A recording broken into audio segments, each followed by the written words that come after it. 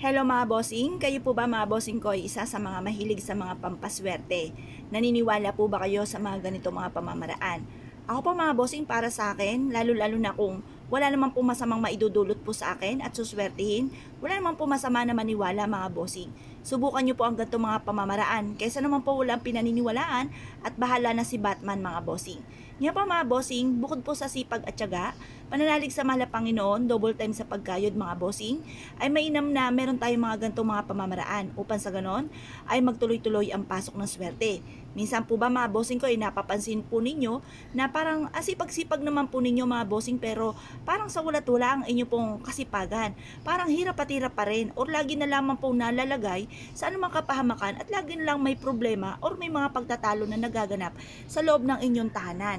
Kaya mas mainam mga bossing ko, instead po na yan po ihayaan lang po natin, subukan po natin ang ganitong mga pamamaraan.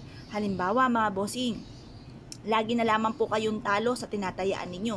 Isulat nyo po dito ang numero ng inyo pong tinatayaan. Halimbawa po mga bossing, ano po ba yung mga, kasi ako po ginagawa ko base sa aking mga nakikita. Halimbawa mga bossing, nakakita kayo ng isang tao na masayang masaya. Ang numerong ito mga bossing ko ay 25.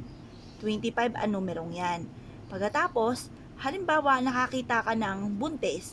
Ang buntes ay 33. Yan. Or kaya po mga bossing ko, kayo po ay nakarinig ng nag-aaway, ang numero na nag-aaway ay 17. Or kaya po mga bossing ko, kayo po ay may nakasalubong or kaya pala traffic dahil meron pong dadalhin na sa sementeryo. Ayun po ay 29. Kung hindi po 29, 19 or 9. Pili lang po kayo doon mga bossing. Or kaya nakakita ka ng isang batang lalaki, yun po ay 7. Kung nakakita ka mga bossing ko ng matandang lalaki, yun po ay G's. Ngayon, ilan na po ito? 1, 2, 3, 4, 5, 6. 6 na po ito mga bossing. Tapos sabihin nyo po dito, mananalo ako ng jackpot. Ganun po mga bossing ang inyo pong gagawin. Yan. Positive lamang po mga bossing. Or kaya halimbawa mga bossing ko, ikaw po mga bossing ay may karamdaman at medyo matagal na ito mga bossing at ikaw ay nag-aalala. Di-wish nyo po dito mga bossing ko sa ating oregano na kayo po ay gumaling na sa inyong karamdaman. Or kaya kung ano man po yung pagsubok yung pinagdadaanan, away-away po palagi, yan po mga bossing ko, isulat nyo po dito na matigil na ang pag-aaway-away. Or lagi na lang may problema, isulat nyo po dito na masolusyonan na ang problema nyo pinagdadaanan. Isa po ito sa mga pamamaraan upang sa ganon, magtuloy-tuloy ang pasok ng swerte mga bossing.